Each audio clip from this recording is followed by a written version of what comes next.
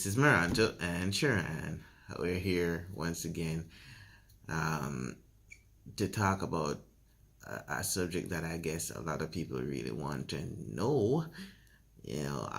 How do I deal with, how do we deal with me losing my vision?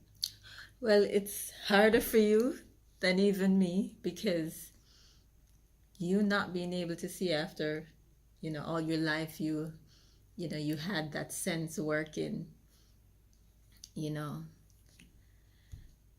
It's not easy. Go ahead. Okay, so the first thing I must admit to y'all that I am hanging on by a thread, really, because uh, it it's a situation where I'm constantly reminded of what I used to have. I used to be able to see in order to do everything that I would want to do. And now to be at a point where I am almost totally dependent on people around me to assist me with everything. Um, I guess it's one of those stages of grief you always hear about. I was going through denial for a very long time because I was saying that, the doctors will be able to do something, they'll be able to do some kind of surgery to, fix the eyes. So I'll be able to see again. So it'll be fine. I don't need to learn stuff like Braille or how to walk with a cane or how to cook without being able to see.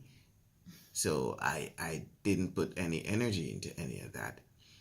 And I guess, because of that denial, I ended up being um, at the stage of anger and depression kind of all mixed into one.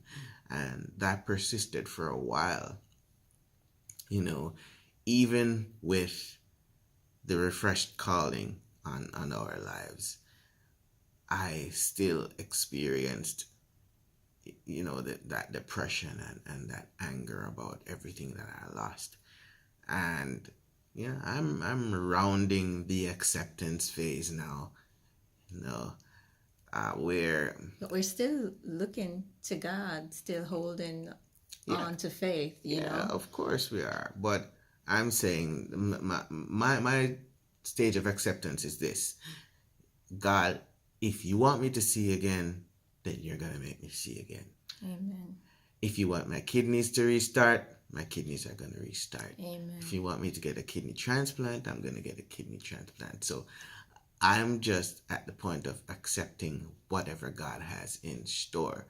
I'm not accepting things as they are because I personally don't believe that God would put me in a situation, that He would put any of us in a situation where we are totally depressed and destitute. No, God would never do that to one of His children. Even using the Bible for a prime example, when God allowed Job's life to be touched, when it was all over, God restored him everything many times over.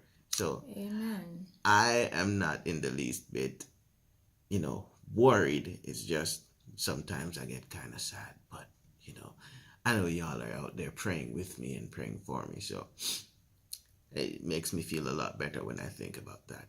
So losing my sight, yes, it was difficult, but you know, with your help and with the help of my friends and family and with God's help especially, I'm able to handle it. Amen.